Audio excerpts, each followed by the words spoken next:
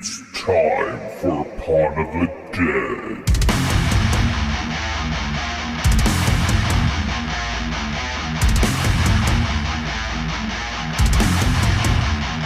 Join us!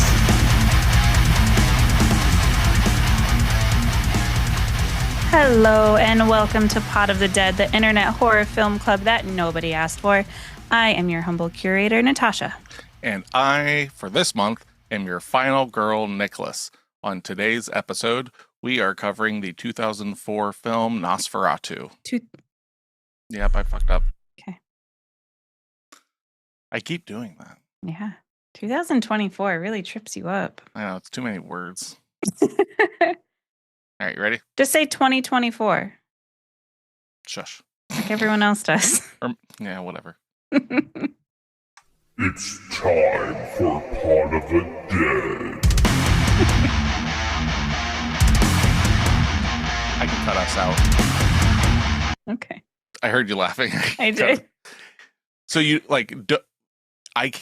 in the video, it's not cuttable. Yeah. But in the audio, I can cut it. Okay? So keep that in mind. Okay. It's time for Pawn of the Dead.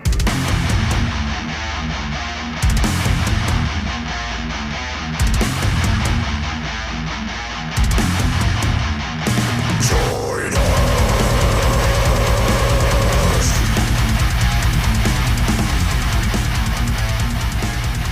Hello and welcome to Pot of the Dead, the internet horror film club that nobody asked for. I am your humble curator, Natasha. And I, for this month, am your final girl, Nicholas. Today, we are covering the 2024 horror film Nosferatu. Come to me. Come to me. Hear my call. Come to me.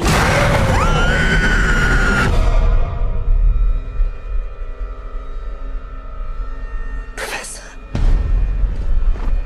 my dreams grow darker. Does evil come from within us? Or from beyond?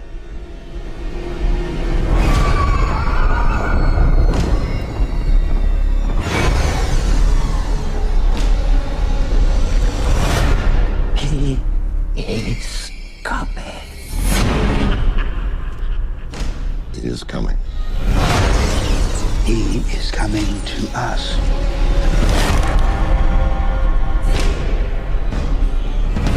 He's coming. Who is coming to you, my child?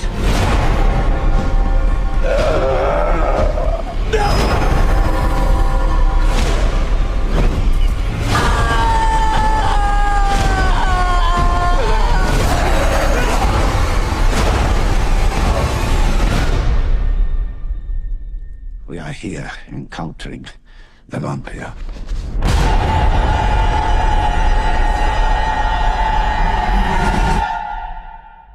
Nosferatu.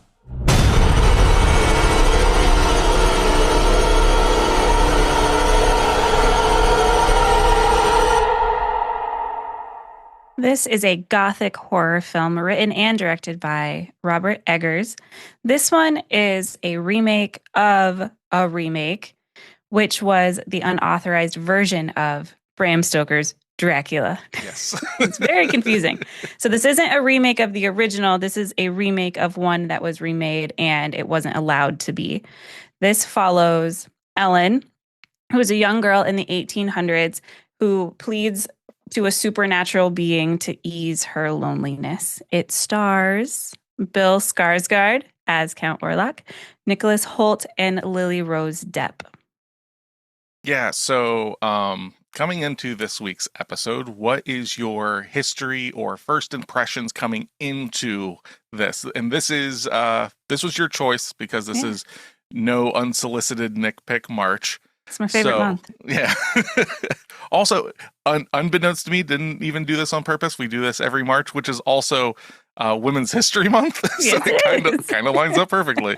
So yeah, going into this, what made you go for it?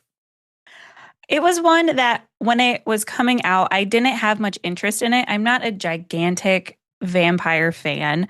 I haven't seen the original Dracula. I know of kind of the pictures of Nosferatu in black and white, but as time went on and I heard more people talk about it, I was definitely drawn more to the movie. I got a tattoo recently, and my tattoo artist was like waxing poetic about how beautiful this love story was and all of the imagery and lore. And that's really what got me into it. So, with that, yes, this was my first viewing, and I actually did watch the extended cut. Yeah, which is 6 whole minutes longer.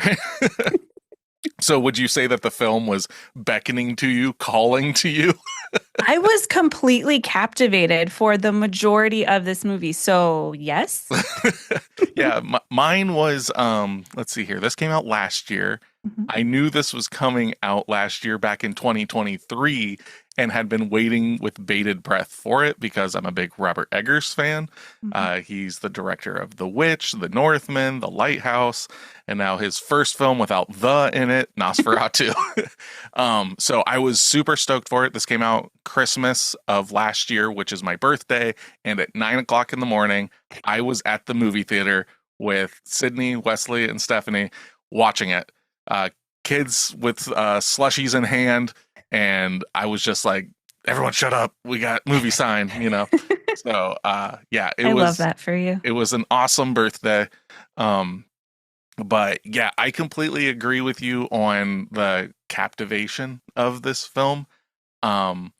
Before we get into like all the production stuff and everything, that's my history. My first impressions of it is this is possibly the most picturesque film I have ever seen in my life. Yes. It has so many like things that literally could just put up on your wall or would be like on a metal album cover, or like there's so many like things that I'm just like, well, that looks like King Diamond or Emperor, and that looks like this. Like it is so fucking like beautiful. There's a shot of literally a table with a clock and some like trinkets on it that I want that freeze frame hung on my wall. So you're exactly right. It's like the most mundane things have such beauty to them. Yes. I loved just watching this movie, just to look at it. This for me is like the epitome of vibes. Like there is so much, like there doesn't have to be a word spoken in this film. You just like, it could just be like cameras panning around in all of these areas. I'm just like, yes, please. Yep. I just want to kind of bask in this. And even when they are talking, I loved listening to them. So I had to watch it with subtitles or captions so I could understand what they were saying. But I could just get lost in the old English vocabulary. Yes, the old English, even though it's set in Germany in the 1800s. I know, I kept forgetting kind of where we were because their accents were clearly British. Yes, that was one of very few problems I have with the film. But like at the same time, what are you going to do? Make them talk like this the entire film, like or whatever, you know, like however they. Well, no, but like I mean, they're obviously putting on an English accent. It's like it would be like if they were putting on a German accent speaking English, it would be so jarring. It just wouldn't. It would be very caricaturesque. So I get it why it's like, well, it's still European, like we're in the neighborhood, right? Because like in this film, you know, like you're in Germany and then you're in like Romania and stuff like that, Bulgaria area, and when you're up there you get like more Romani language and fucking like dialect and all this stuff. And but like when you come back to Germany, it's England Part 2. Yeah. But I guess if you think about it, I'm sure there were some English people that did kind of move. Maybe they moved to Wisburg. Yeah, no, I'm not like, oh, fuck this by any means, but it is one of those things I didn't notice the first time I watched it. The second time I watched it, I was like, wait a second. But so, let's see here. This came out last year. Yep. We also just covered The Substance, which was the same year, like 2 weeks ago. So I'm just going to kind of speed through 2024, the year of horror, and what came out this year. So in the box office, just flat out, our top 10 was Sonic the Hedgehog 3, Kung Fu Panda 4, Godzilla vs. Kong, The New Empire, Mufasa, Dune Part 2, Wicked, Despicable Me 4, Moana, Deadpool and Wolverine, and Inside Out. Now, Yep. our horror for the year, Nosferatu did make the top 10 for horror in the year. Now, this is what's crazy. The yearly box office is the money that it made in that year. Yeah. It was in the Yeah. top 10 with 6 days in theater. You're right. So- Oh, shit. So yeah, so it outdid in 6 days. It outdid Speak No Evil, The Strangers Chapter 1, Night Swim, Imaginary, Heretic, Abigail, The First Omen in 6 days. As it should. Especially The Strangers. I don't even want to talk about the Strangers movie. So, with that being said, what do you think its budget was? God, it had to have been huge. This movie was made for. The problem is my relation of what huge is, I feel like doesn't match up all the Th- time. Here's something I'll tell you, okay? Okay. As far as I'm aware, for this podcast, I think this is our highest budget. I can't think of a movie that has had a higher budget than this. I could be wrong. But when I saw the budget, I was like, yep, that sounds right. Are we in like Marvel Universe territory? No, God, no. No. No, but like for a horror film, like a period piece horror film to boot, you know, there's a Yeah. lot of money. This movie was made for $100 million. Oh my God, you're so overshooting it. I'm so bad at this. $50 million. $50 million. That's a lot of fucking money Yeah, it for a is. horror film. Really, Yeah. like if you think about it, like, I mean, like there's nothing, like I saw that and I was like, holy shit, that's a lot of fucking money for what on paper is just like, it's a vampire movie. And Right. Right. And that's my thing. Like I say, this has a huge budget. I can tell that much. I just don't know what money does within that budget. Well, money does. There's like next to no CG in this film. They shot on location.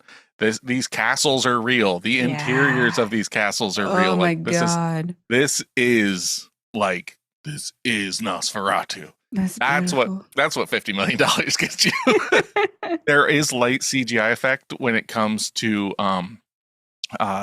fire, to make the fire look a little bigger. Oh, And wow. stuff, but it's still fire to the point where there are scenes with Willem Dafoe and stuff where he's holding some torches around some rats.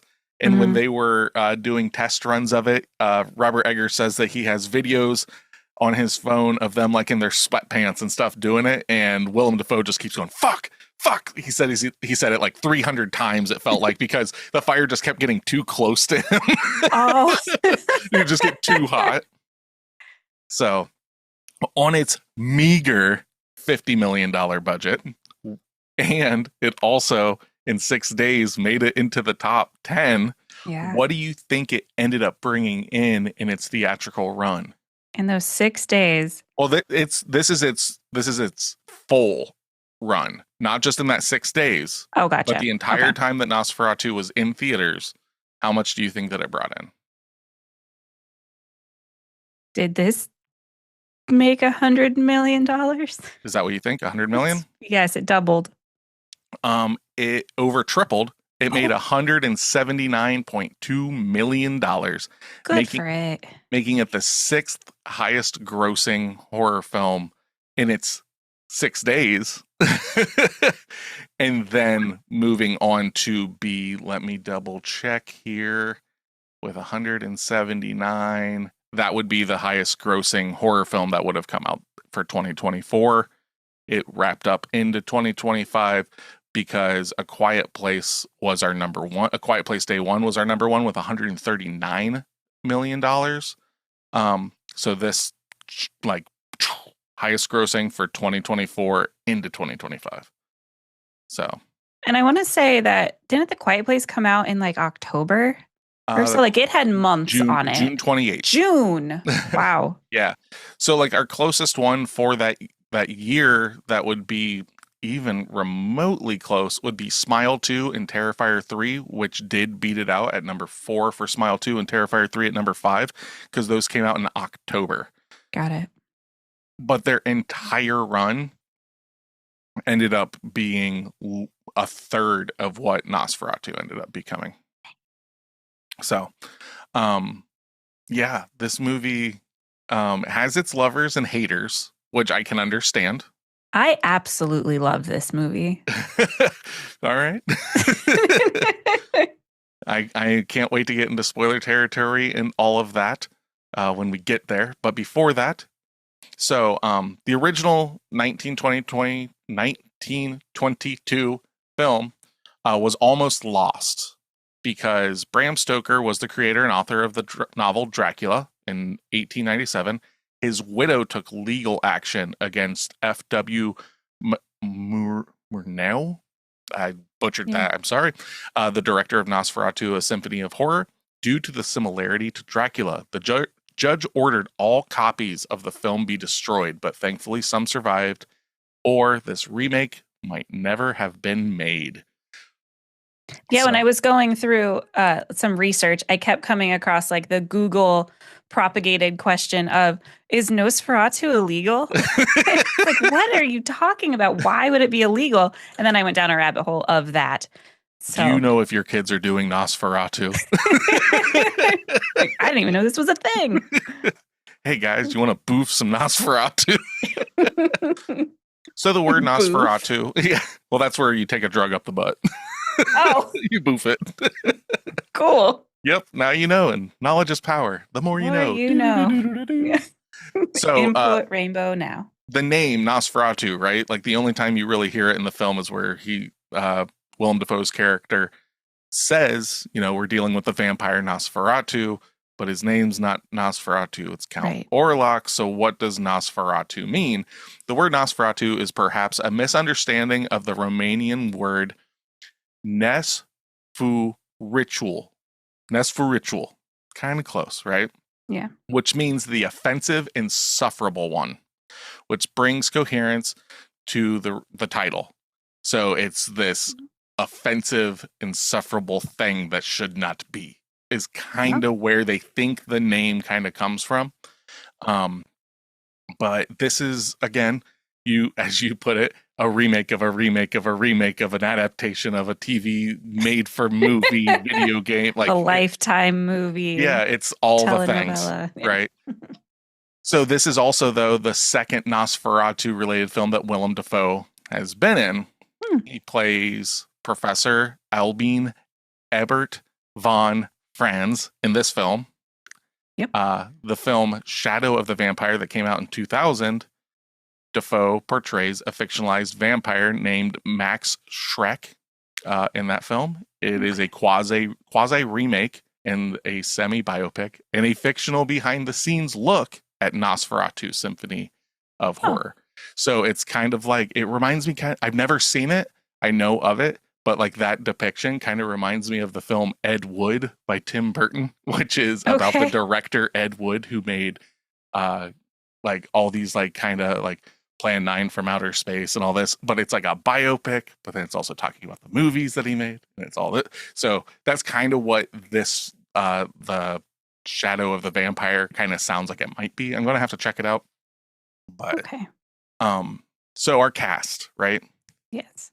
Was not the exact cast that was initially chose for this when it was first in the works of being made, because this film actually ended up getting halted in its pre-production and casting and stuff.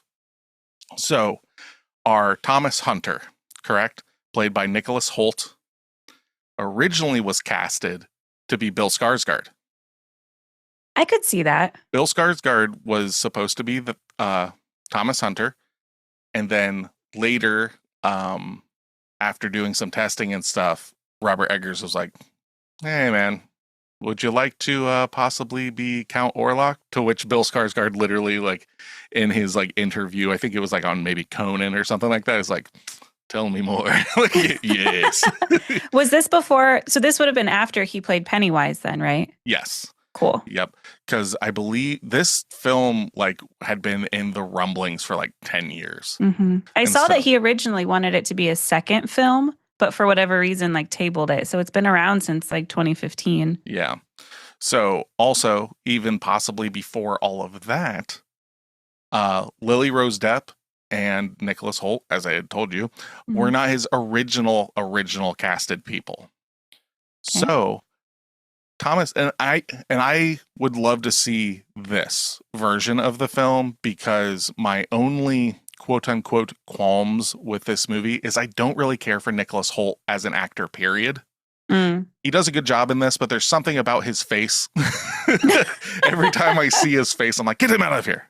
So that doesn't give points or take away points from this film or anything, but it's just one of those things that every time I see him, I'm just like, really? Nicholas Hoult? Okay. All right. Who played Renfield in the movie Renfield with Nicolas Cage. So like Yeah. in just a couple of years, he's playing in 2 vampire movies. Yeah. But so Thomas Hunter was going to be Harry Styles. I could also see I- that. I could Yeah. see that, and this is why I would be okay with that. Is my problem with Nicholas Hoult is when he is let's see here. When he's traumatized in this film. Once Yeah. he crosses like from being like just a husband to being traumatized, that's believable. But when he's like the doting husband kind of guy, every time I see Nicholas Hoult, I just expect him to be a whiner. So like I don't believe him to be like more of a, I'm doing this for the family and all this stuff. It just doesn't work for me when I see his face. But the pop star fits that role. I guess so, because I saw him in, what was that fucking movie? With the ladies and the stuff. Don't worry, darling. Don't Worry, Darling. And I can see that, and then I could pick I him should up. have and just put let him- you go and continue describing that movie. I would have figured it out. Because I know how much you don't like it. It's not that I don't like it. I just think it's mid, like extremely mid. Like that's just me. But like Okay. also that movie's not made for me, so Right. it is what it is. But so yeah, we've got Harry Styles, and then Lily Rose Depp's character of Ellen Hunter. Yeah. Was originally cast to be Anya Taylor-Joy, Oh. which I would have Oh, loved wow. that. Yeah, why didn't she take it? So the halting of the production and everything, it pushed timelines back, and she was already on board to play in Furiosa. Okay. So she had to drop out. She didn't want to, but she had to. Yeah. And that's when Lily Rose Depp stepped in and took over the role, which she does a great job. But there's a part of me that I love Anya Taylor-Joy. She's like one of my Mhm. favorite actresses, and like her in The Witch. She was great Right. in Furiosa, all this stuff. I just kind of would love to see that original, like what he wanted it to be. Mm-hmm. But it's amazing. Yeah, I like that they're not super known casting, aside Yeah. from Bill Skarsgård, but you can't tell it's him. Not even close. The others have like familiar characteristics, but I had to bring up the cast list to see who they were. Oh yeah, you had to But look had in to it see been- who Willem Dafoe was. Well, no, not Willem Dafoe. He was like the guy. Aaron Taylor Johnson, you didn't recognize him? Frederick, the guy that owns like the ports and stuff. That's No. always with him. You didn't really didn't. recognize him? Oh, No, what do I know him from? he's been in a lot of shit. Well, Nope. not Well, shit that I've watched. possible. But like Nicholas Hoult, he was like, I had like an inkling of, I know his face. And Lily Rose Depp, I didn't know her from anything, but she looks like Christina Ricci. oh, That's who I kept thinking. But I knew it didn't put- wasn't her. Yeah, So it's I didn't put it's that. Yeah, she those does. She characteristics. does look a lot like her, doesn't she? Yeah.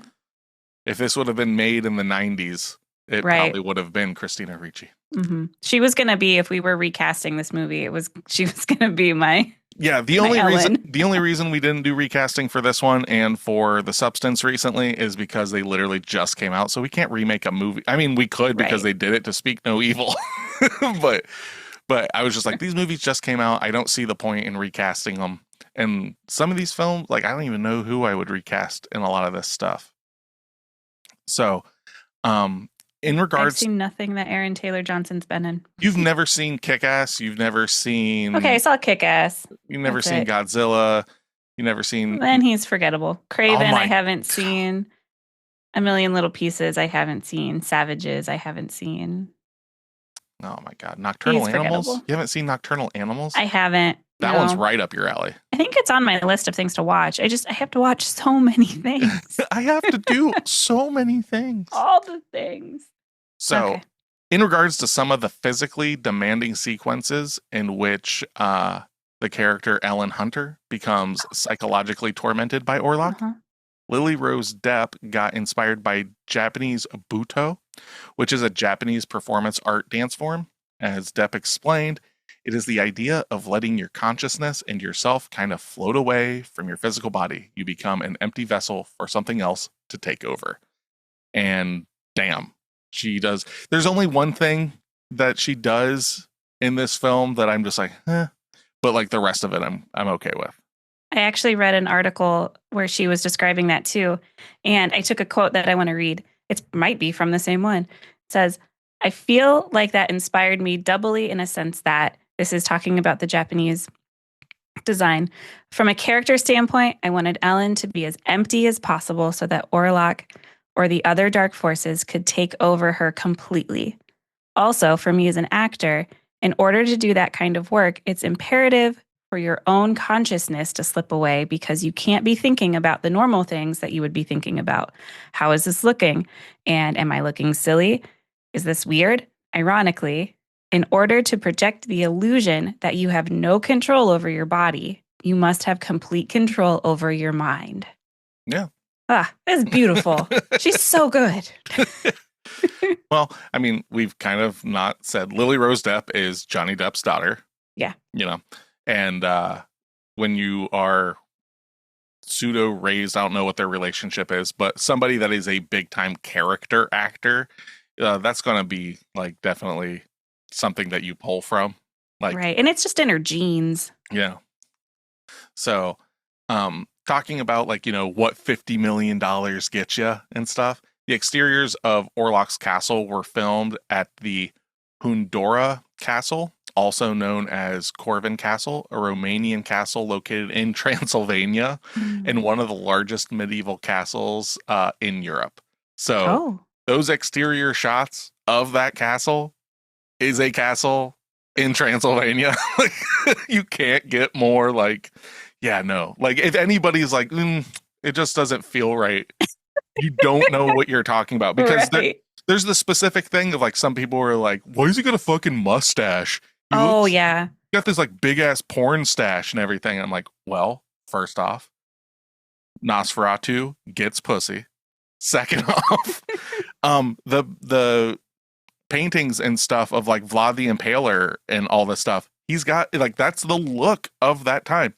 The way that Eggers had him with the hat and the jacket and the mustache and all that is of the Romanian culture of that time. He looks the part. He's not going to be pale and shiny. He's going to look like a decrepit, old, gross count. Yeah, absolutely. Like, and they wanted Nosferatu, well, Count Orlok, to be an imposing character, and Bill Skarsgård is already 6'4", so they put him in heels to make him appear even larger. So he's like, they wanted him to be like pushing 7 foot tall almost. Wow. So he just kind of towers, and you feel that like he is like this imposing shadow a lot of the time. I feel like we're starting to get into spoiler territory. We're like toeing that line. Yeah, no, this is not, I'm not talking about anything that you do not see in a trailer.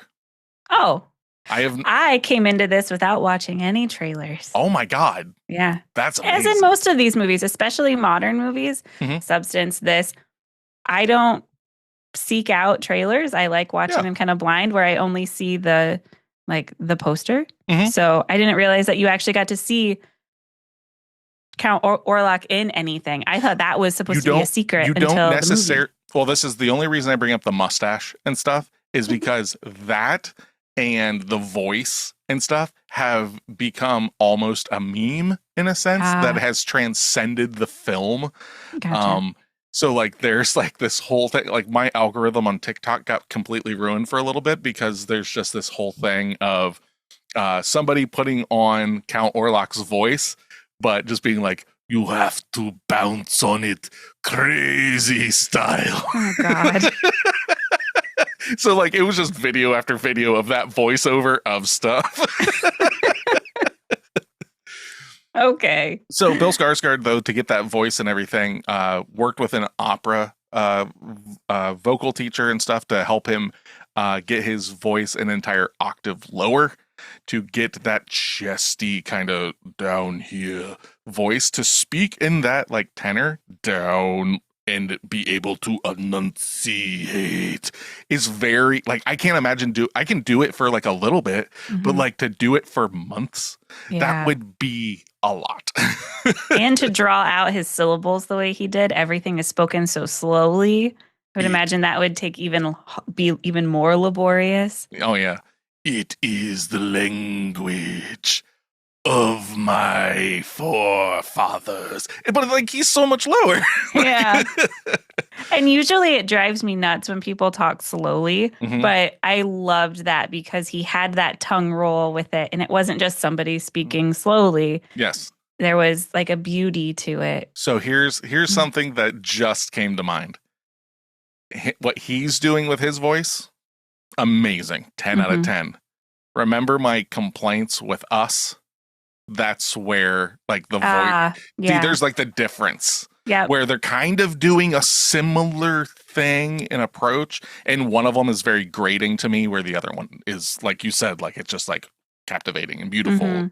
Even though it's like disgusting. It's beautiful. Like as everything is with this movie, that will be the overarching theme of this episode. It's disgusting and beautiful. Well, there is one thing that you do not see in the trailers that I'm not going to give anything away of context, but I do want to tell people, if they haven't seen this film, you do get to see some dick in this movie. You get to see some Nosferatu dong. Yep.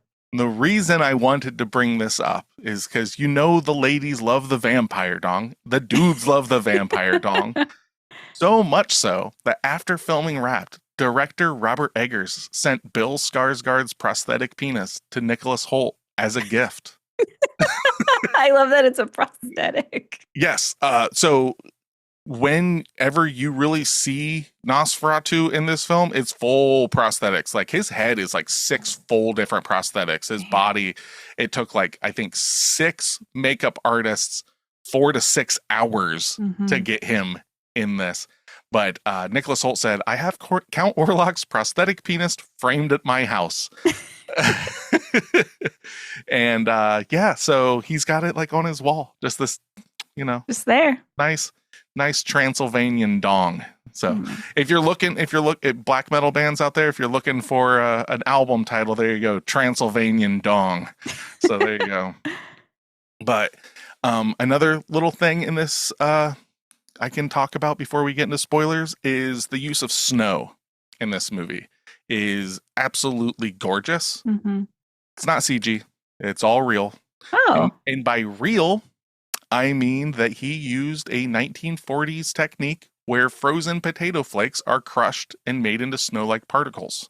Okay, so it is fake snow. It's fake snow, but it's real in camera. I got it. Okay. The once common practice of using snow candles to achieve fake snow effects were banned on movie sets due to the fact that the toxic gas was emitted. Most people suggested using CGI, but Eggers refused and eventually decided on frozen potato flakes while watching old movies that use the technique. That's awesome. So you just get these big, chunky, fucking mashed potato snowflakes. And it's beautiful the way it's lit and all that. Also, the castle scenes, like inside the castle, were shot at the Pernstein Castle in the Czech Republic. This was the same location that was used for Werner Herzog's film Nosferatu the Vampire from 1979. So this is where, like, you know, like the remake of the remake of the... I wouldn't say that this is a remake as much as this is taking Bram Stoker's Dracula, Nosferatu from 22, Nosferatu the Vampire from 79, taking all of these influences and just smashing it together and just being like, we're going to make the most gothic horror film of all time. Yeah. So what you're saying is all of the castle is real. Yeah. That's so awesome. That's what $50 million gets you. Damn. Because when you mentioned the outside, I was like, okay, the exterior, that's a real castle. And I was going to ask, okay, so the interiors had to be some sort of set. And that is amazing to know. No, that's that real. makes my heart so happy that there is a beautifully decrepit, stone falling apart, snowing inside castle somewhere in the Czech Republic that is still able to be recorded in. Oh, can you imagine the work for acoustics in that? I can't imagine. Like, wow. Yeah, the grips and the mic techs and all that. Hopefully they won some awards, you know. Robert Eggers, I am in love with you right now. This is amazing. He's like, we've talked about your Mount Rushmore of directors and stuff in the past. Robert Eggers is on my Mount Rushmore of directors between The Witch, The Northman, The Lighthouse, and now Nosferatu. Like, as a current director, he's my I think he's my favorite as of right now when it comes to horror and maybe just in general.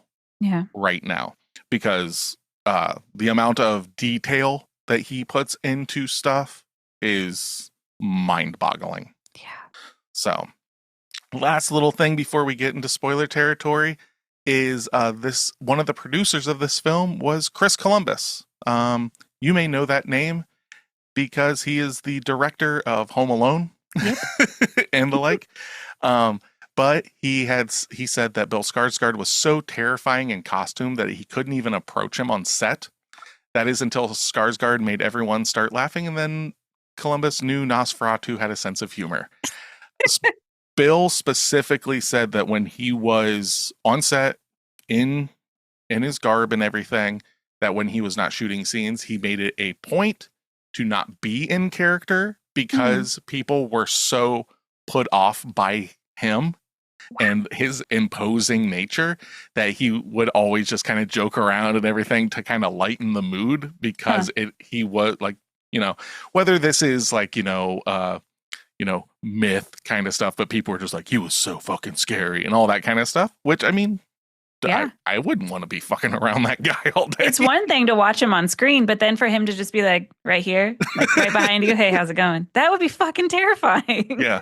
And when Bill was in the makeup chair and everything, the first time he was getting it on, so 6 prosthetics for his face, for his cheeks, his nose, the back of his head. He said when he was halfway through, he was like, I fucking look like the Grinch or a fucking goblin. And it wasn't until it was finalized, he's like, oh, okay, this works. I get it now. The Grinch. Yeah. Oh, man.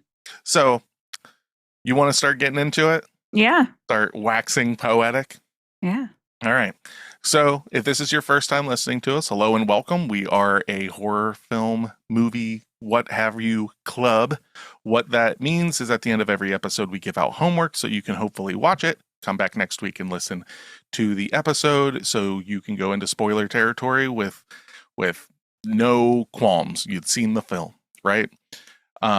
If you have not seen Nosferatu, this is currently streaming, I believe, on Peacock. You can buy it wherever and all that jazz. We watched the extended cut, which I mentioned was only like 6 minutes long or longer. 6 minutes long. The director just hated the film. There's not a huge difference by any means. It's just got like some added length to some scenes and stuff. And I think you get to see like a scene from the back or something like that, right? Like it's not like I was expecting when I heard it was the extended version, I was expecting like 15, 20 minutes extra. I also come from the background of only watching the Lord of the Rings extended editions, which I think Return of the King is like an extra hour. Jesus. No one needs that much Lord of the Rings. I do. Yearly I do. That's right, yeah. Nope. So, without any further ado, we're going to bounce on it crazy style and talk about Nosferatu from 2024. That's not actually said, is it? Not in the movie, no. Okay, it's just like you've said it twice and I started to get confused. Like that doesn't fit. No, but it's amazing. Oh God.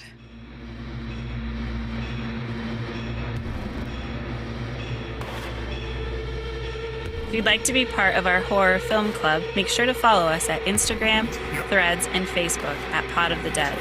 All of our episodes can be found at podofthedeadorelse.com or wherever you stream music and podcasts. If you have movie recommendations or questions for us, email us at podofthedead666@gmail.com. Don't forget to leave us a 5-star review. Or else.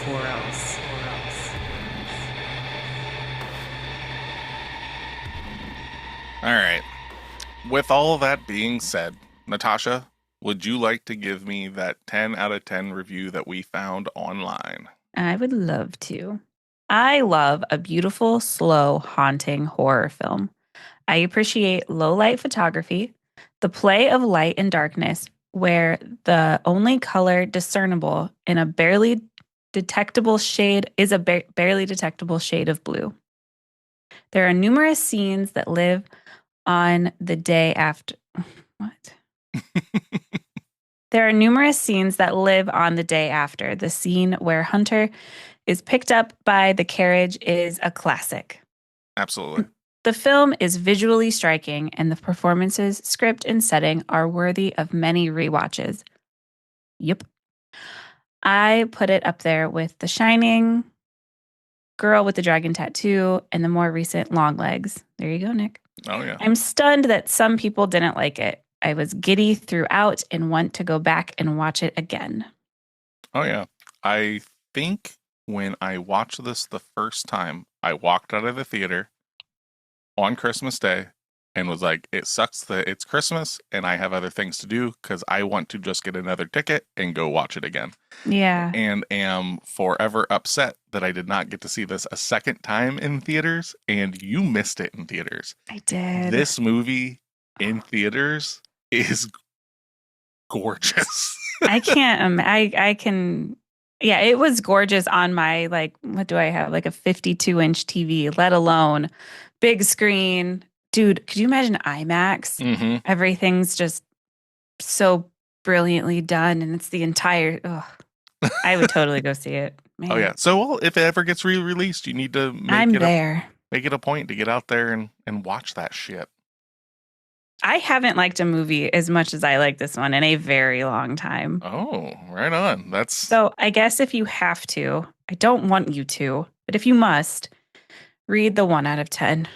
All of these lies and vitriol. All right, let me see if I can get this like fucked up Karen haircut going. All right, here we go. Really settle into it. What a travesty. I spent a rental of $21 on this 2-hour and 12-minute mess. I've seen far better productions from a film student majors than this baloney. Sure. Not one actor or actress was even remotely good. And lies. And sadly, even Willem Dafoe, who has had a solid career, was pitiful. Maybe director Robert Eggers is just an untalented director and a ludicrously poor writer of a screenplay. The dialogue was literally unimaginative and juvenile. Oh my Depp God. and Holt has zero charismatic range, as their characters were 100% less than inspiring to watch. I think that is complete baloney. I'm going to take a breather for a second because you sent me the longest review. I did. I think I've ever read on the, here. the fact that this Karen mentions that there was no range in their acting, and she's throwing Lily Rose Depp into that category. That's yeah. Preposterous. And also the fact that she's like talking about like that Eggers is a hack and shit like that. I'm like, bad what? at writing. Well, when people write this kind of stuff, I want to see what their 10 out of 10s are. Right. You know? It's probably like Lake Placid. All right, here we go. It was piss poor script. And I'm reading this as written. Okay. Mm-hmm. It was piss poor script. Terrible direction. And if there was ever a film where the cast got a paycheck for doing less than minimal, this gets the award. I hope they had a good caterer. Bill Skarsgård was excruciatingly bad as Orlok, reading his lines like he was totally bored with the entire production. It just breaks my heart that someone feels this way. This can't be real. If this film was meant to be a true gothic horror, it failed completely.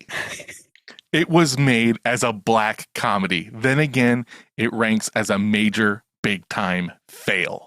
This But is so bad. if it was meant to be somewhat satirical, cult-like, and tongue-in-cheek, even that awards it a 0 rating. Why does a centuries-old creature allow his fingernails to grow, but his mustache is trimmed short? This is what That's the hang up. Why does he sleep in a coffin naked, and where does he put all the clothes that he wears? I mean, What did you send me? Did the two little sisters, Clara and Louise, will they eventually become the undead? Well, no. How did the character Knock, Orlok's toady, move the heavy coffin off the crashed ship and onto the tiny boat, then get it into the manor where Orlok is to rest? It states that Bill Skarsgård trained with an opera coach to lower his voice an octave to make his voice of Count Orlok as deep as possible. They could have just set the pitch correction software to make the timbre deeper. I only gave it 1 star because some, not all, of the cinematography was acceptable. Overall, a waste of time. Totally. I hate this person. I personally have a problem with this person. I am going to find you. I have a specific set of skills. I'm going to find you, and I'm going to kill you. And it is to give you a rather hard tongue lashing about how beautiful this movie is, and you are wrong. Yes. So, all right. Let's get into this. Okay. So, where do you want to start? I say we start let's start at the beginning. All right. We can kind of cut out maybe some of the childhood component, but all of it is necessary. So, let's go through the actual narrative of this movie. The narrative is actually pretty compact and everything. Yeah. So, we have Ellen Hunter, who is like clairvoyant. We lightly find out. That's the thing that I didn't pick up on the first time I watched it. There were 2 specific things that I didn't pick up on the first time I watched it that made me go, ooh, I like this more because it ties everything up. Got it.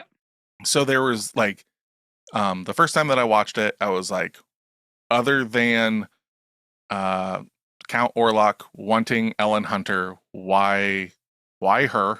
That doesn't make sense.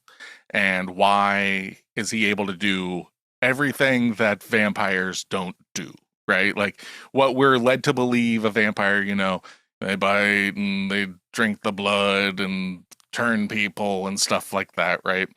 But like controlling weather and like calling to someone from really far away and bringing plague and all this stuff. All that being said, like I do know that happens in Nosferatu, but like they're explaining a lot of stuff in this movie, but I missed why this connection works. Okay. So yeah, you've got in a scene where Ellen Hunter says that like, when she was young, she could guess what her Christmas presents were before and all this stuff. So she does kind of have this sight beyond sight thing. Mm-hmm. And then Professor Albin Eberhard von Fraz, Willem Dafoe's character, talks about how those people with these like base animal instincts and stuff are what these demons or the like go after. So then I'm left with, okay, but that still doesn't explain how Count Orlok is like controlling the weather and shit like that. Yeah.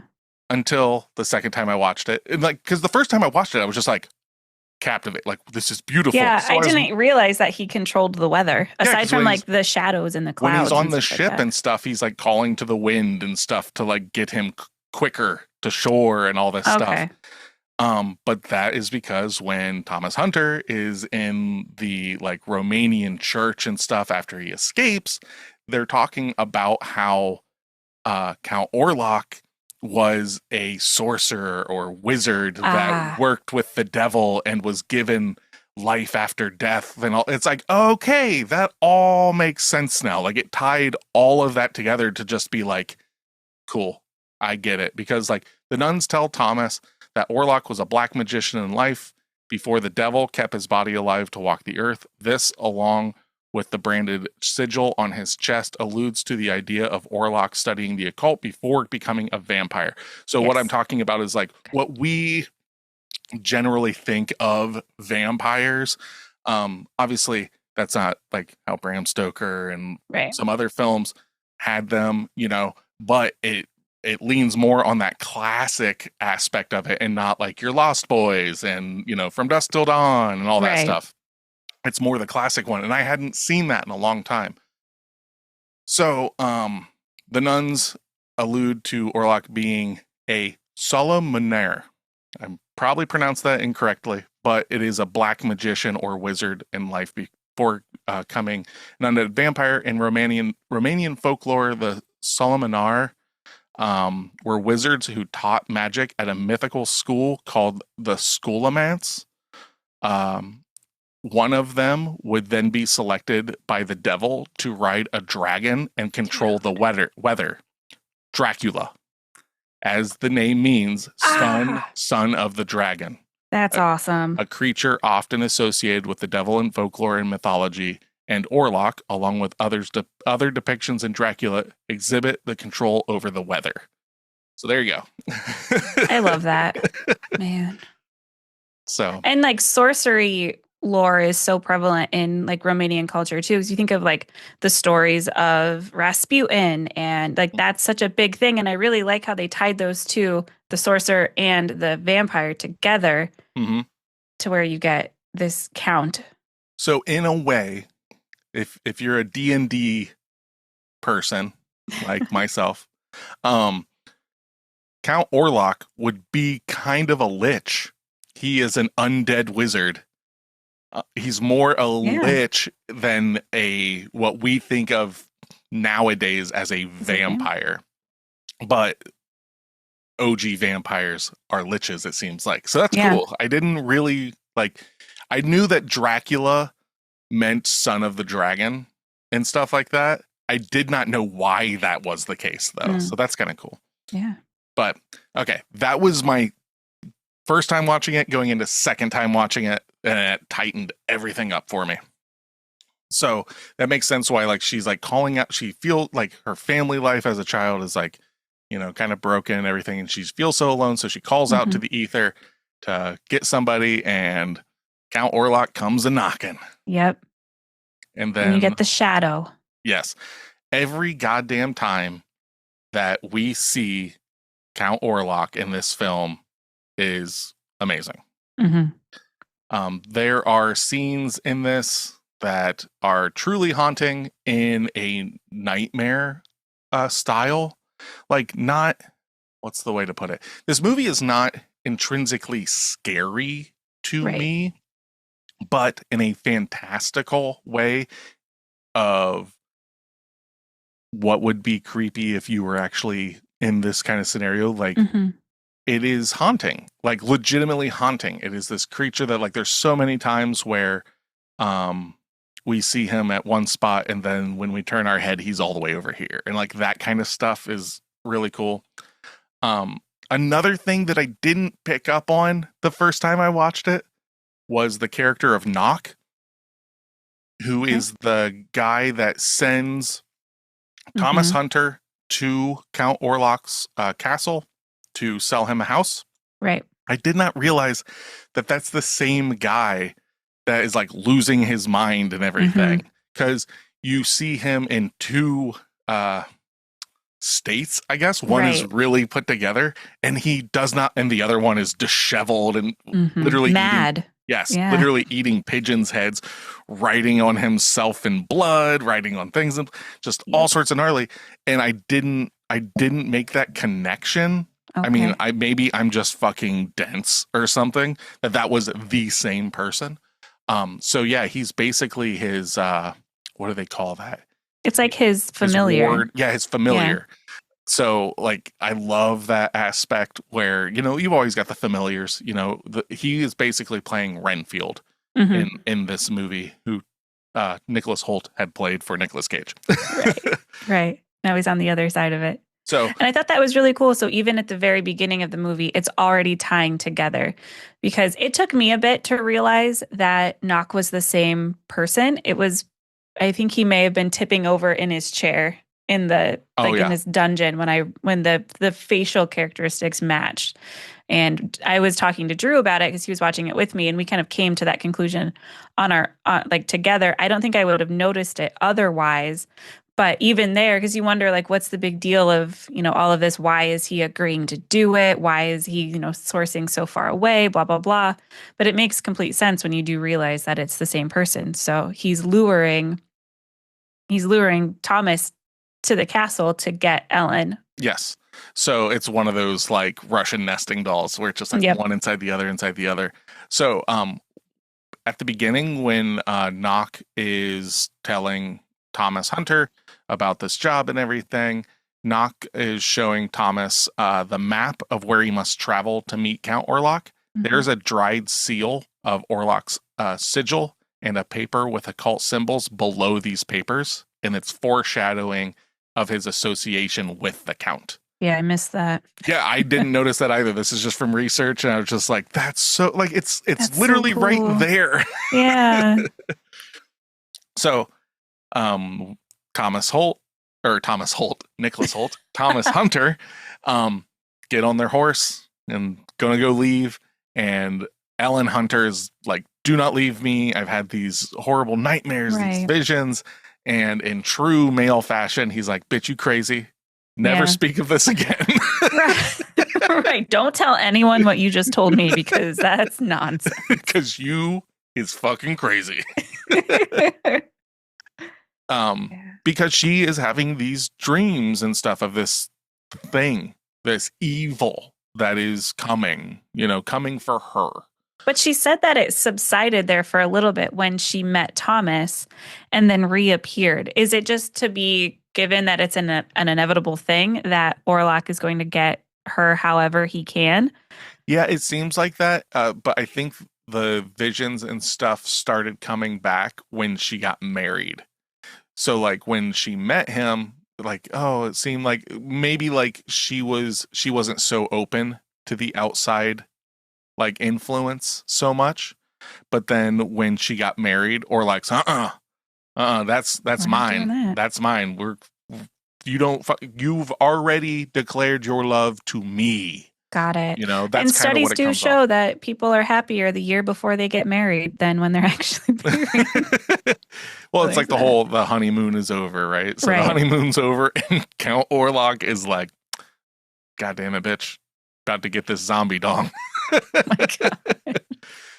But so Thomas leaves off on his travels, finds this inn with these Romani people that are kind of like I believe it's kind of in bad taste to say this, but they're like what we would think of as gypsies, but they're Romani people. Right. And goes in, tells them that like, I just need to stay the night. I'm going to the castle. And they're like, don't fucking go. Do not go there. If you're not going to heed your wife's warning, heed the people that live below the castle. Nope. But it's one of those things where he's like, it doesn't matter. I need to make that money. Right. or my family, because he does have his friend, Frederick Harding, played by Aaron Taylor Johnson. You know, he owns like this porting company, like shipping company and all this stuff. So it's definitely this like wanting to keep up with the Joneses kind of thing, where it's just like, you know, just one more thing. It's got that Requiem for a Dream thing. We're just going to sell all this heroin and then everything will be okay. I'm just going to go see this count. Yeah. Everything will be fine. Babe, I'm going to just go to Transylvania, go see this count in a fucking castle. I'll be right back. That'd be great. It'll be so good. So are they sacrificing that virgin to Count Orlok? That part didn't make sense to me. No. So what the whole thing of that is it comes again from Romani folklore. Okay. That they believed that taking a virgin, whether it be male or female, putting it on horseback and leading it into a graveyard, whenever the horse would stop and get agitated, that's the grave of a vampire.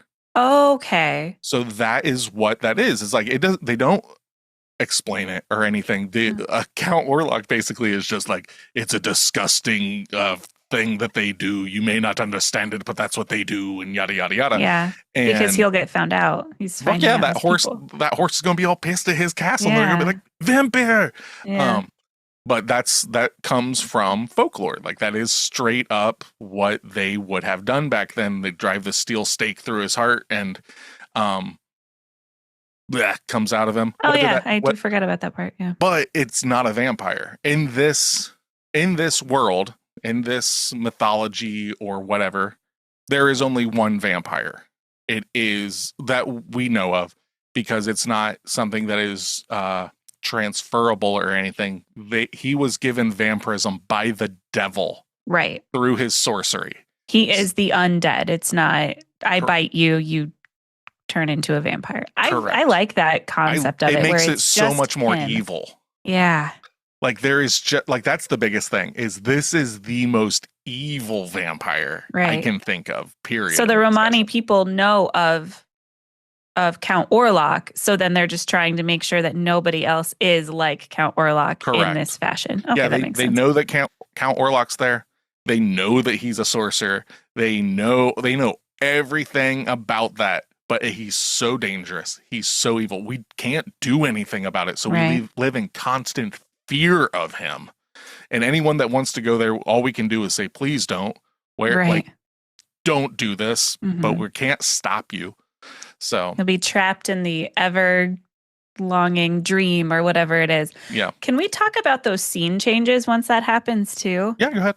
Where, I mean, that was kind of it, but how awesome they are, where you don't know what is happening or what's coming next. Your perception is skewed by how you mentioned earlier, where he is standing, where Orlok might be standing in the frame, or when Nicholas goes, what is it? He goes up.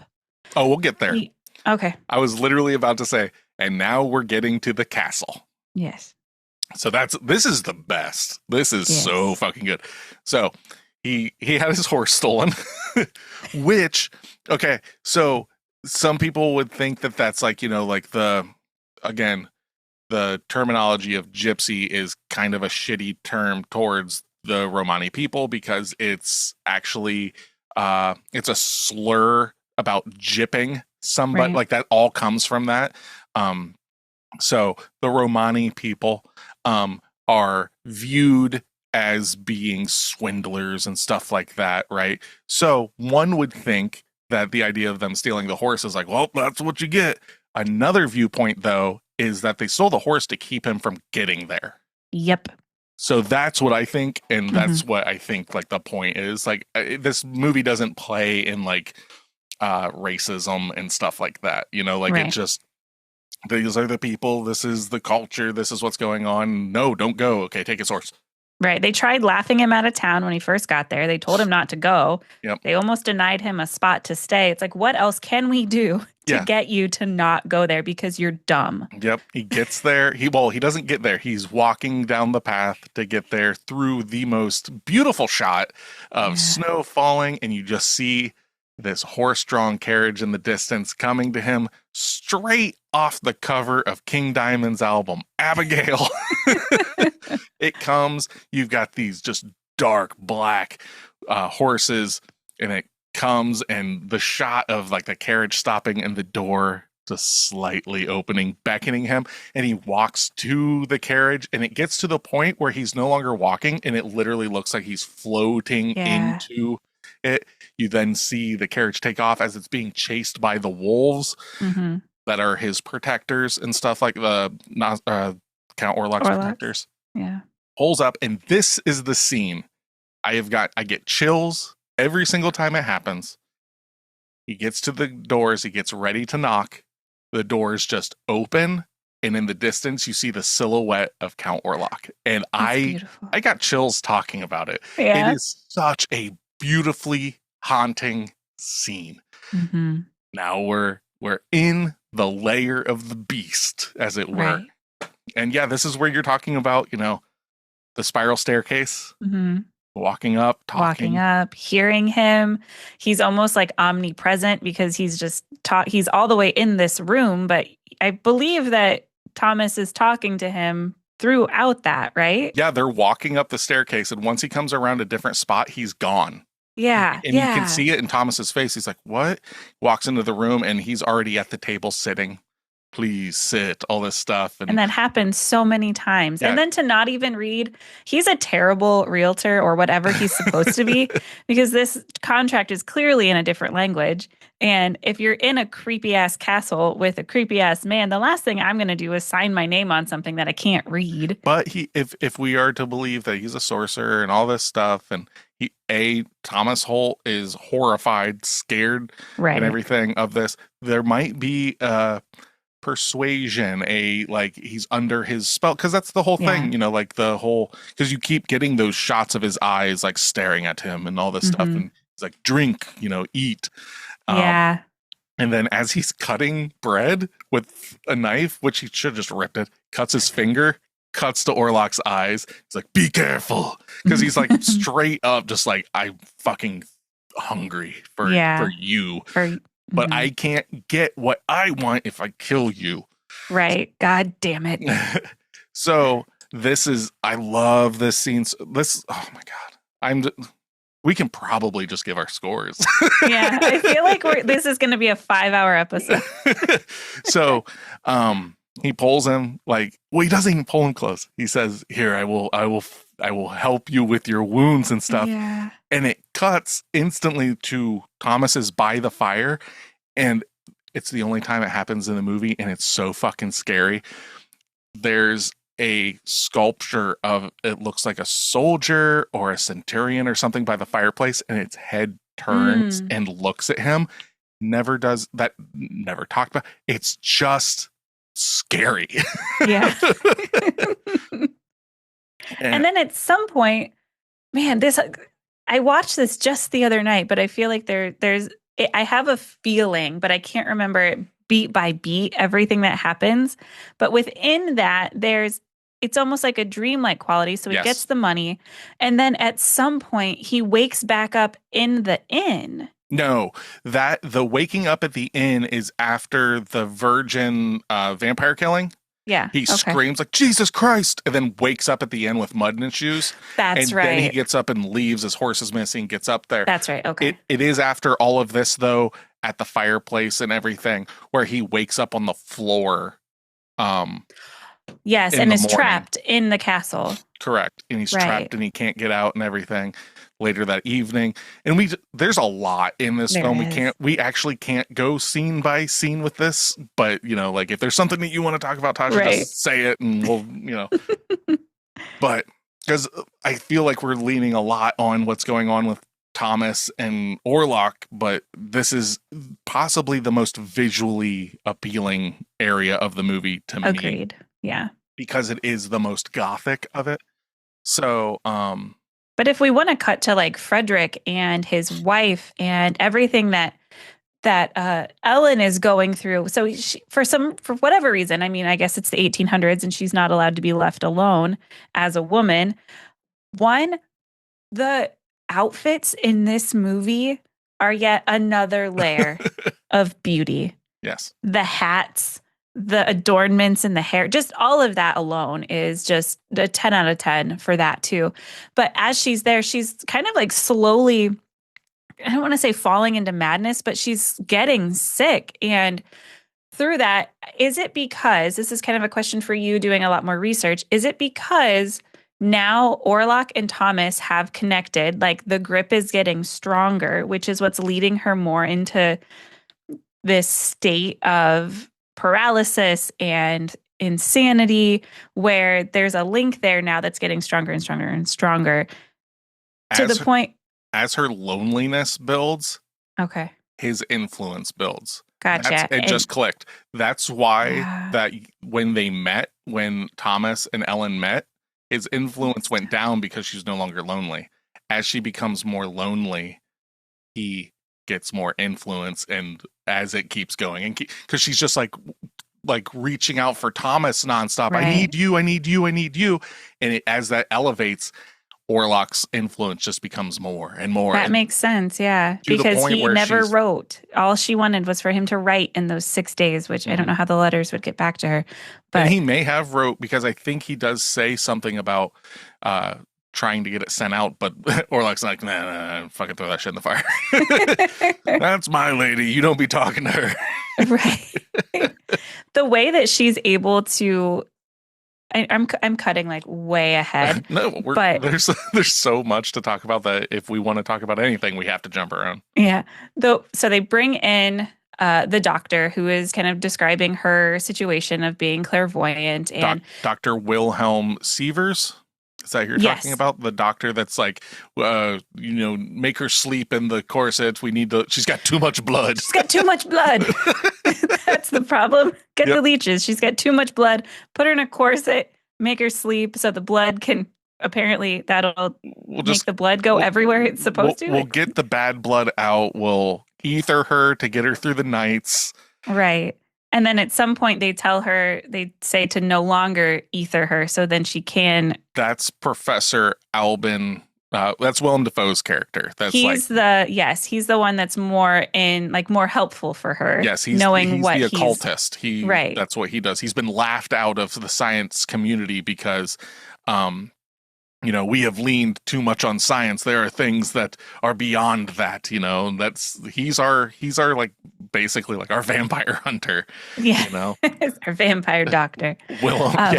Willem Dafoe, vampire doctor. I want to cut to the scene where she is seizing in the most unnatural way. Where? In the bed, on the beach, all of them, in a chair at the fair. Primarily, the one on the beach was terrifying. Okay, the one where it looks like she's fucking the ocean. Oh my God. Sure. Lady, have some decorum. And the one where she's in the house. I feel like she was in like the dining hall, like she was in the foyer or something. I don't think she was in bed, but she was in the house and she's crumbling to her knees. It might be in her apartment. Okay. I can't quite remember. But when this is to go back to the review that you read about her having no range and her not being charismatic. All I could think about in those moments was, holy shit, the ability for her to act like that and to put her body into those contortions is masterful. Who's with her in the scene that you're talking about?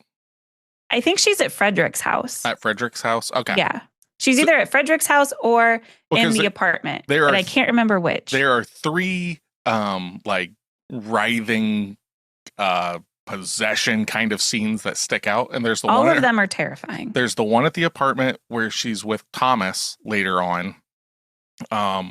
There's the one in the bed with Willem Dafoe and the like around her, like as she's arching backwards and everything, and then there's the one at the docks. Those are the 3 that come to mind for me. Okay, I'm thinking of the Thomas one in the apartment and the one on the beach. Okay. The one in the bed was scary, but that seemed a lot more like what you would see in a possession movie. So that one didn't ping as shocking. The Ellen Thomas one is very scary because you don't know where Ellen starts and stops and where Orlok is, because she is coming in and out of control of her body. because or it's basically how I look at it is that Orlok's like taking her over, but also telling her stuff and like telling Thomas that you'll never pleasure me like he does. That's right. You Yeah. sold me for a bag of gold, all this stuff. And then at a second's notice, she's like, no, please don't leave me. Right. Then basically like, fuck me, show him your love for me and all this Right. stuff. And then Orlok jumps back in and gives the vision of her bleeding out and she's laughing at it. It's like, she can't act, right? She can't. No, can't act. Good God. So when it comes to the possession scenes, for lack of a better term, is that the one that sticks out the most to you? Yes. Yeah, that one. here. Like I said, that one and the beach one, because just I think it's where it is. Like, it's just unsettling how she's like kind of clamoring on the ground, and but definitely that last one. And I had forgotten that that's where it was. The movie is all kind of folding in on itself. Oh yeah, but it's also what's the way to put it? As simple, quote unquote, simple as the narrative is, for the length of the movie, for the lack of action, real big action. This movie, though, still is just foot on the gas like the whole way through. It doesn't, to me anyhow, and this is where, opinions can differ. It doesn't feel like there's like any fat. It's all meat on the bone. It's all like necessary. Cut to this. This is happening. We're not just like hanging out like for whatever reasons. And any time that does happen, it's just enough to like build a sense of dread. Like when Anna Harding, her friend, is like going through the house at night with the lamp and stuff. And this is where like Robert Eggers is so good. You follow her gaze to a corner where nothing is, and I can't help it. I'd already seen the movie, but the way that's shot makes like the hair on the back of my neck kind of stand up, because the idea of just like going through a dark house. Yeah. When you're hearing something, I know that nothing's going to be there. Second time watching it, I also know that Ellen is going to be standing behind her, but it's also not like in a kind of scene, because you see her in the silhouette. It scares our character. It doesn't scare the viewer. So it's so good. And Emma Corrin, who plays Anna Harding in this movie, so fucking good as well. Like, I feel so bad for her and their family. So let's go. Okay. The Harding family. Oh, it's a sad story. We have Frederick Harding and Anna Harding. They have two beautiful daughters. Yep. And they are expecting their first son, little Frederick Jr. They're a loving couple. They are well-to-do. Frederick owns this like porting or this boating company and everything. And they get wrapped up into the hunter problems because they're friends. And they want to, like, Frederick and Thomas are like best buds, and Ellen and Anna are best buds. And while Thomas is gone, they're keeping tabs and helping out with Ellen while she's going through her problems. And because of that, shit goes south, about as south as it can go. Right. Anytime that Ellen denies Orlok's advances, somebody in that house dies. Yeah, because a very gruesome death. He shows up at one point and is talking to Ellen, and Ellen's like, no, leave me alone. And he's like, you have denied my advances. And like literally just Pretty like breaks much down the rules. I give you 3 nights, this being the first night on the second night. And there's like, a little like Sesame Street. It's straight up the count. 1, ha ha ha ha. Yeah. And like basically saying, if you do not submit to me upon your own, then I will make everything that you love suffer and die. And he holds true to that. Yep. So along those nights and everything, while that's going on, Count Orlok comes over on the ship. Prior to this happening, Count Orlok comes over on the ship. Ship's full of plague rats. Crashes on the shore, and now the city is infested with plague. So you've got all of that going on in the background as well, you know? Good gravy. I love it. When does it stop? It doesn't. It's the 1800s in Europe. Yeah, it's just bad news, man. And they play that up really well too. Like the plague is a subplot that goes on, and it's kind of like that smoke screen for Orlok. He brings the plague along to everyone's going to pay attention to that and not pay attention to him.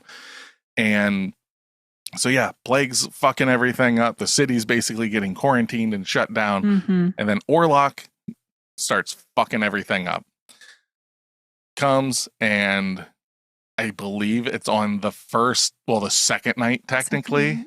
This was the scene that made me go, Eggers is not fucking around. Oh, you mean when Anna wakes up in the middle of the night yeah. to the kids screaming. Yep. And she opens the door, and Orlok is in the process of draining the child and rips it from his teeth and just drops it on the ground. Yep. Kills the kids. Just like that. How'd you feel about that? This is the part of the movie where I need to tell you Wyatt watched this with us. Nice. But he was on his iPad, so there were definitely points where I would just look over at him and go, just shake my head, and he'd go look at his iPad and be like, okay, and then I'd like tap him on the shoulder and he could look back up. But yeah, and that part of the movie was not expecting that. I loved it in a gross way because it's not so pulling punches. Right. It's just you know what's happening, but it's not in your face. It's not grotesque. There aren't sounds that I can remember. Yeah, there are. It's just the drop of the kid. Yeah. And I feel like, at least the way that I remember it, it's all enshrouded. It's all shadows. You're not seeing it. You kind of are. It depends. Like, it's very dark, but you can see. You can see, because like all the night scenes are actually shot in daytime, and then they with CGI just removed colors. Certain colors, like the reds and I think it's like reds and greens and stuff like that. And that's how they got that kind of look. But you can still see him like in the neck and then pull away and just drop the child. Like you can see it. But yeah, it's not like up close. It's a wide like shot. from her POV, right? Yeah. Yeah. That was a lot. And then it must have been the third night, because then they're in bed when then Anna succumbs to So Orlok's. we've got two little coffins that gets taken to the crypt, as it were. Mausoleum. Yep, the mausoleum. And then the third night, Anna wakes up, actually Ellen wakes up to Anna on the floor being ravaged by plague-ridden rats. Yeah, that's right. I forgot about that. And then she fucking ends up dying to the plague. Okay. Right? Then I think you're right. At what point do we see Orlok like guzzling blood out of somebody's chest? Well, we see that happen to Thomas. Okay. Maybe that's what I'm thinking. And he's like, his back is arched and you can hear him gulping. Yes, that's to Thomas. Because that's when he opens up his casket in the crypt and we get Vampire Dong. Oh, yes. That's when that happens. And that's when, obviously can't talk about every goddamn thing about this, but he bites the chest instead of the neck, which like we tend to think all the time, but like the movie or the story and stuff that's how it worked, because it's closer to the heart. I mean, it is the heart. Yeah. But okay. Yeah. And then, then she dies of the plague, not of him. All right. And Frederick ain't having it. Literally just starts breaking down. He starts he's losing his mind. Willem Dafoe, and so we got our professor, our doctor, Thomas, Ellen, all of them. It's the 1800s German Avengers gonna go kill Count Orlok, but Professor Fraz. Professor Willem Dafoe. Yes, Professor Willem Dafoe. Vampire. What'd you call him? Vampire Doctor? on this season of Professor Willem Dafoe Vampire Doctor. They are like, okay, we're going to go and we're going to kill him where he sleeps, but we gotta get Frederick. He's going to help us. And they can't find Frederick, and they're worried about him, and they find him at the mausoleum. Yeah. And this is where we get some necrophilia, I believe. Because the way that he is found on top of his wife would suggest that in his dying last seconds and stuff, her legs are spread eagle around him as he's on top of her. Oh. I think. I mean, I don't know if that's to be exact, but that's what it led me to believe. Gotcha. I didn't catch the legs. I thought they were just like, I know he was on her, like embracing her. Yeah. And it might not be, but like, I mean, his pants are on, so that's fine. But like, it definitely has that vibe of, you know, I just thought it was absolutely sad. Yes. Like, just so he was just broken and all he wanted was his wife. So he like curled up to her dead body. Right. Because he's like laying on the coffin as he's like coughing up blood and puking and stuff like that. And ends up dying in her embrace. And Professor Willem Dafoe, Vampire Doctor, is basically, we got to burn him. We got to fucking burn him because, you know, it's plague ridden, all this stuff. Fuck it. We got to just burn him. They torch it. And then it's where they're going back, and Professor Willem Dafoe, Vampire Doctor, is like going to have a discussion with Ellen Hunter about, you know, I'll take them to go to the castle, but we both know that that's not how this works, because through his studies, he knows that, you know, the only way that this is going to end is by Ellen sacrificing herself. She is the way to salvation, basically. So they go to Orlok's castle that he has bought here in the city, and they're going to kill him, and they go to stab him, and it is Knock laying in there for some reason or another, and they kill him, at which Thomas Hunter is like, what the fuck? Why isn't this, you know, mind you, this scene, all those rats, real. There are 2,000 rats in that scene. The rats, the cats, they're all real. They're all unruly. Yeah. And 2,000 rats. Yep. And the thing is that Orlok is associated with rats, while the Hunter family is associated with cats. Cats are rat killers. So you've got that dichotomy going on in this film as well. So this is where Thomas Hunter finds out that he's been bamboozled by the doctor and the professor. And it's at this time that Ellen Hunter is calling to Orlok to, you know, come here. I'll marry your ass. Because they have to embrace until the first the first cock's crow. At the sunlight.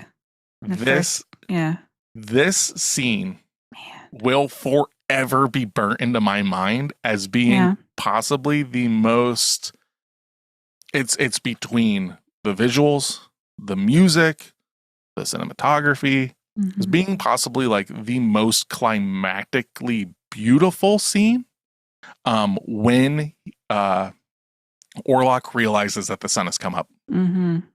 And his like outstretched mouth as the blood is bleeding from his mouth, the nose and eyes, just dying is so fucking good.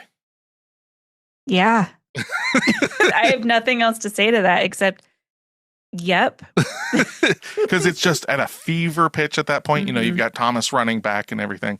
And right as he dies, she's left kind of alive. I liked that part. I really liked that Thomas got to see her as she died, and it wasn't just they were both dead in bed. Yep. And we're left with Dr. Willem Dafoe Vampire, or Professor Willem Dafoe Vampire Doctor, all those words, basically like going over what he had read, you know, like that she has to give of herself to kill the beast, and we get a scene, like the final scene is Willem Dafoe holding the cat, looking out into the sunlight as a reflection of the sun on a mirror. Beside him has a crucifix on his face, the two things that can stop the vampire, and scene. So that's Nosferatu, kind of. We You missed have a really lot good of stuff. memory. Yeah, Yeah, you have well, a good memory with it. I have a good memory with this kind of stuff, but I couldn't tell you your phone number. I couldn't tell you the things that matter. So, Good point. what did you think of Nosferatu? Are we going into, am I giving my Pros and my cons. score? Pros and cons? We'll start with Pro. cons, because I think the cons list is going to be a lot harder. Yeah, it is. Do you have any? You don't have to have any. I don't think I have any. I don't. And even when like down to the script that they picked for the subtitles when they were speaking, I'm assuming Romanian or like a dead language. It's an old, dead, like Eastern European language. I can't. There is a very specific language. It starts with the letter D. I can't remember. I don't have it in my notes, but yeah, it is a specific language from that area from a long ago. Yeah, down to the caption Mhm. script. It's just a phenomenally beautiful movie. If I had to, like, the only thing I can think is the runtime. But like you said, I don't know what exactly I would cut out. I don't want this to be an hour and a half movie. No. So maybe if I didn't watch the extended cut, that 6-minute shave would be like perfecto. But aside from that, I didn't find myself like wanting it to be over. I wanted to keep watching this. Yeah. Just down to, like I said earlier in the episode, just looking at everything. The cobblestone streets, that time period is something that I'm really interested in anyway. And then you bring in the blue-gray hue on everything and the plague component. I don't think I have any cons. I know you're one con. There's no head smashing. I'm okay with that. No head smashing. I didn't need any head 0 smashing. out of 10. No head smashing. The fact that there isn't a ton of gore in this movie either is just, it plays to another characteristic of it. It's a love story. It's a drama. It's horrific, but there's so many other layers to it than it just being a vampire movie. Yeah, it is. Well, it is the horror story. Like, right. when we think of like modern horror, it basically all comes, it starts at Bram Stoker's Dracula and Mary Shelley's Frankenstein. Wow. That's where it all starts, basically. Like, there's the folklore and all that stuff, but like when it comes to, you know, novelizations and all that stuff, that's where it comes from. So this is like as classic can be. It's done in a very glitzy yet not gaudy Hollywood. This has all the bells and whistles you could ever ask for. There will never be. Okay, so Francis Ford Coppola did Bram Stoker's Dracula in the early 90s, and it's a visually beautiful film.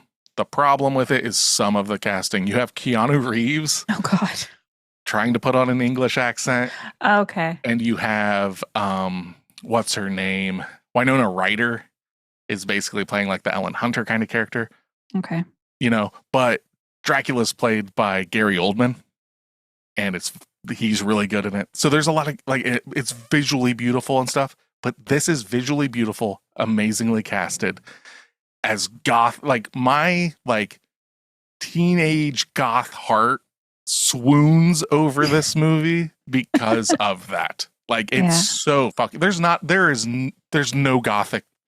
more gothic film that exists. No. So my cons would be only that I would have loved to see Anya Taylor-Joy play Ellen Hunter's character, but since that's not the case, if I didn't know that through research, I wouldn't have that con. That's it. That's all the cons I got. Yeah. Pros, listen to the episode. Yeah, really. So. Everything about this movie is a pro. What do you think I'm going to If you don't give this a 10, I'm going to be fucking pissed. I'm giving it a 10. Yeah, I was going to say. I can't give it anything less. Originally, I was like, well, I guess a 9.5. My con is that it was long, and Wyatt was like, but we watched the extended version. And I said, oh, yeah, okay, well, I guess I don't have a con. So it's a 10. It's a 10 for me. I will watch this again. I will watch this again probably within the next week or so. Nice. It's beautiful in all In all accounts. Yes. I think you're going to give it a 10 too. I kept fighting with myself, trying to not give it a 10 because I give out 10s a lot recently, I feel. But that's not a reason not to give a film a 10. Right. So I'm giving this film a 10 out of 10 as well. I'm going to be that guy. Oh, you gave Nosferatu a 10? Goddamn right I did. Because I can't think of a better gothic vampire film. There's not one. There's not. Personally, this is my favorite vampire film. And I like you have others. vampire. You also have folklore too Yeah, in that, 100%. which is done so well. This is my It hits favorite so Robert many- Eggers film. Wow, He yeah. wrote and directed this. Like, come on, man. Like, if you don't like Robert Eggers and you don't like period pieces and stuff like that, and you're not into slow burns, I get it. I am. How many times have I said I'm about vibes? This movie is all the vibes. I don't even like Robert Eggers movies. I didn't like The Witch. I fell asleep during The Lighthouse, and I keep forgetting to watch The Northman. So even watching 2 out of 4 of his movies, or I guess 3 out of the 4 of his movies, I still love this one. Yeah. This one is like top echelon movie just in general. This is like, and this is where I'm like, I'm not going to be that guy, but these are the things that guy says, this is exactly what movies should be, in my opinion. Not horror movies. Movies. It is a spectacle. This, like, when he shows up, like, in her bedroom and it's just his shadow and the drapes and the drapes are moving and he's not there. It's so fucking good. If you we didn't even talk about the shadows throughout this whole movie. It's so good. So good. Yeah. The hand going over the city. Mm-hmm. Yes. As the plague is coming in, it's him and the plague coming in. Yeah. I almost watched this twice for the podcast. When you're saying like, I might watch it again this week. I almost did. I just didn't have the time. Yeah. So yeah, 10 out of 10. Like I said, some people love this movie. Some people don't. Its IMDb rating is a 7.3, which is still pretty good for a horror film. So, I mean, this straight up is our highest rated film by we've far ever done on the podcast. Yeah. What do we got? We gave it a 91. God damn right. That gets an A. That's an A plus. Like in our fucking, like, I don't think we've never even gotten to 90. Like we've been in the mid to high 80s before. We've never had 2 10s. Never. This is Pot of the Dead, stamp of approval, gold standard. I think that if ever a film has us both give an 8 or higher, great, amazing, don't care. 7 or higher, still great, amazing. Our tastes are so different. The fact that we found a movie that is a 10 for both of us is stupid. It does exist. It does exist. So yeah, banger pick, Tasha. But like, so thanks, let's see here. You chose this month The Substance. So go back and listen to that episode. So that was another 2024. You chose the 2003 Texas Chainsaw Massacre remake. Go back and listen to that episode. Man. This week, 2024's Nosferatu. I almost feel like I need to change my pick for next week based on how much I loved this movie. I feel like watching next week, I'm just going to show my true colors. I feel like a poser for liking this movie so much. That's not a thing. There's no posers.